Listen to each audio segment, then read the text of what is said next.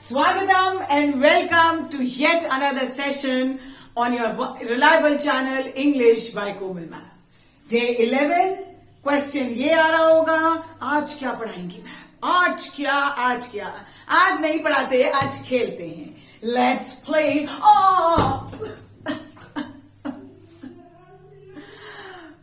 Ball. Yes, you guessed it right.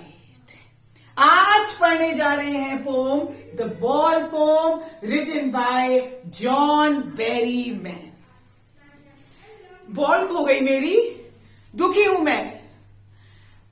पापा शायद बहुत सारी बॉल दिला दें, मगर वो बॉल जिस बॉल ने मेरा बचपन मुझे दिया था, जिसके साथ मैंने खेला था, वो चली गई.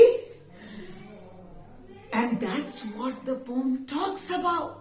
It talks about the epistemology of loss, the science of loss. The ball poem is about a young child, how he has lost his possession. ये एक materialistic world है, और इस materialistic दुनिया में आपकी चीजें आपसे खोएंगी. जो आपके पास है वो हमेशा आपके पास नहीं रहेगा, but something which is very dear to us, very close to our heart, we get attached to it and we don't want to lose it. अभी मेरी बॉल खोई, मैं बहुत दुखी हूं, but I have to learn to bravely forget it, come above it, move on in life.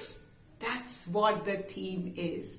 कि कभी कभार जो चीजें insignificant लगती हैं, उनका बहुत गहरा और significant meaning होता है. One has to once and for all. What one has to do? One has to understand the harsh, brutal reality of life. हम सबको ये बात समझने की जरूरत है कि जो चीज हमारी अपनी है वो खोएगी, और हमें वो समझना है. या तो हम बहुत कॉशियस रहें उसे संभाल कर, otherwise we have and we should have courage to bear the loss. एक ऐसा लॉस जो शायद सबकी जिंदगी में आता है, but you will have to move on bravely. बात करें टाइटल की, मैम बड़ा छोटा सा, बड़ा इजी सा टाइटल नहीं है द बॉल पोम. क्या आपको नहीं लगता पोएट जो एक बहुत समझदार, of course he has written so many things written, so if he has given this title there must be some deeper meaning to it. Yes, ये टाइटल अपने अंदर एक हमारे अंदर जिज्ञासा पैदा करता है, एक क्वेश्चन कि क्या होगा. रीडर्स पढ़ना चाहेंगे that what exactly is the poem about. Though it looks very simple at surface, yet it has a very deeper meaning, और वही deep meaning है epistemology of loss, the science of loss, कि इस materialistic दुनिया में खोएंगी चीजें, हमें आगे बढ़ना है. और ball is an extended metaphor. किस चीज का? जैसे ही बॉल गई, उस बॉल के साथ मेरा बचपन के दिन चले गए. So that's again a metaphor, extended metaphor. बात करेंगे उसे poetic device में. चलिए जल्दी से poem start करते हैं, the ball poem. I hope the title is clear, the theme is clear, and the message that possessions will be lost, but one has to be brave and courageous enough to face it. ये भी clear. Let's start the poem on this note. What is the boy now who has lost his ball? Poem start होती है इस note पर जब poet देखते हैं कि एक लड़का जिसने अपनी बॉल खो दी है, and he is feeling bad for him, और वो कहते हैं मैं जानना चाहता हूं कि उसके दिल में क्या चल रहा है. How is he feeling? What is he to do? क्या करेगा वो, क्या रिएक्शन होगा उसका जब उसने अपनी बॉल खो दी. वो देखना, वो जानना चाहते हैं और कहते हैं I saw it go merrily bouncing down the street. He says I experienced, I was standing there, और मैंने देखा बॉल तो खुशी खुशी जंप करते हुए वो वहां से चली गई. ये जो वर्ड है ओ देयर आर, आगे देखें, कहता है they are in the water, उस पडल में, उस हार्बर में it went. No use to say, oh, there are other balls. क्या ये बहुत गहरा मतलब है। ये लाइन सजेस्ट करती है कि ये हमारे लिए बहुत ही इनसिग्निफिकेंट, बहुत ही अनइम्पॉर्टेंट सी बात है, मगर उस बच्चे के लिए पूरा बचपन चला गया, वो दिन चले गए, वो खूबसूरत पल चले गए जो वो उस बॉल के साथ खेल कर एंजॉय किया करता था। Which means the first paragraph highlights and symbolic of the childhood days of the boy. That's why poet is feeling कि वो कैसा फील कर रहा होगा। आगे बढ़ते हैं। An ultimate shaking grief fixes the boy, which means poet कहता है शायद मैं बता नहीं सकता वो बच्चा ultimate shaking, वो दुख, he was grief stricken, कष्ट में है, दुखी है, वो एक्सप्रेस नहीं कर सकता कि वो क्या फील कर रहा था। When he is standing and he is unhelpless, कि वो अपनी बॉल को जाते देख रहा है। देखिए आगे line, he stands rigid, trembling, पत्थर बन गया है, कांप रहा है कि बॉल जा रही है and he cannot do anything। देख रहा है, घूर रहा है, all his young days in the harbor। क्यों? क्योंकि उसकी बॉल के साथ उसके बचपन के वो सुनहरे दिन भी चले गए। His ball went, I could not intrude him. Intrude means entry करना। He said, I did not want to enter into his personal feelings and emotions. It is his time, he is upset, grief stricken, और मैं चाह कर भी उसको console करना नहीं चाहता क्योंकि मैं खुद चाहता हूं वो सीखे उस दुख से उभरना। A time, another ball। हम जैसे ग्रोन अप के लिए एक बच्चे की फीलिंग्स को समझना थोड़ा मुश्किल, क्योंकि वो उसके लिए एक इरेजर खो गया, मानिए एक पेंसिल, आप बहुत दुखी हुए, मम्मा ने कहा ठीक है बेटा I will get you new, but वो कनेक्शन, वो बॉन्ड जो आपका अपनी हर एक चीज के साथ होता है, शायद आप फील कर पाए कि how this boy must be feeling. He says it is not worth telling the boy, ये कहना बेकार होगा इस बच्चे को क्या कि एक डाइम की ही तो है, करेंसी बता रहे हैं वो। He saying, what is he saying, एक 10 सेंट की है, क्या होगा उतने में आप एक नई बॉल भी ले सकते हैं, but he says no. Why? Because he says कि वो बॉल की कीमत नहीं है, बॉल कीमती इतनी है कि उसकी कीमत नहीं लगा जा सकती, क्योंकि उसमें उसका बचपन था।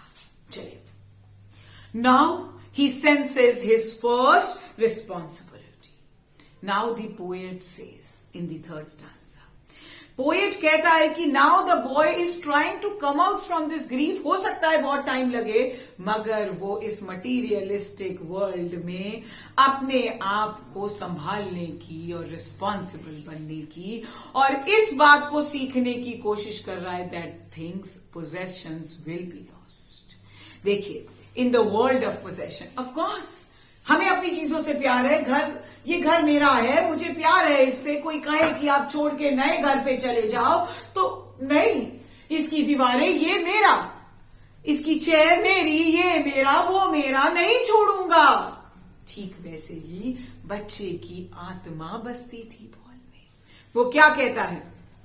पोएट बहुत ही ब्रॉड स्टेटमेंट बोलता है और कहता है that people will not be affected, but that boy is completely shaken and broken। कहता है people will take balls will be lost always, little boy, and no one buys a ball back। क्या कहता है? कहता है ball आएंगी जाएंगी, but वो बॉल शायद कोई नहीं ला पाएगा।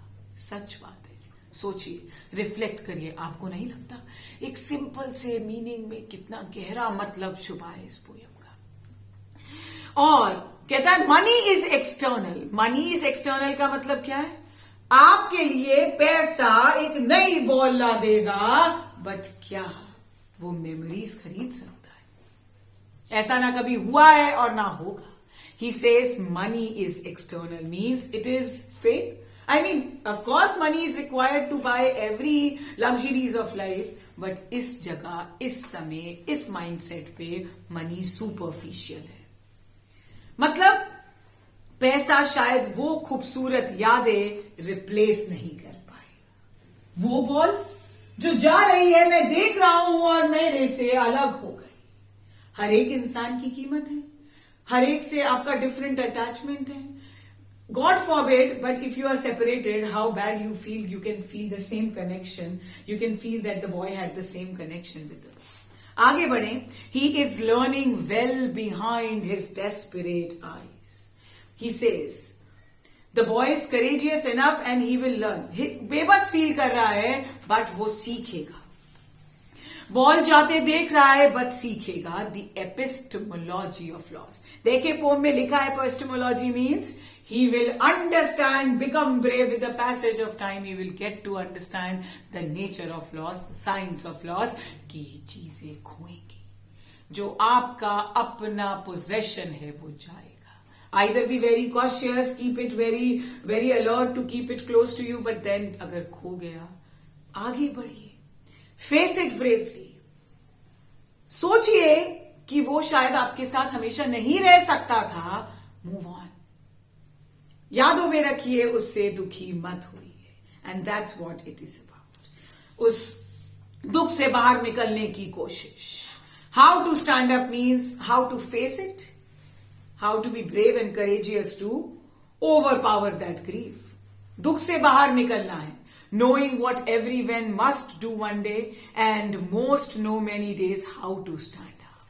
मतलब क्या है, आपको हर एक इंसान को किसी ना किसी मोड़ पर, जो बच्चे के लिए नई फीलिंग है, हम में से हर एक इंसान को एक दिन उसे समझना होगा.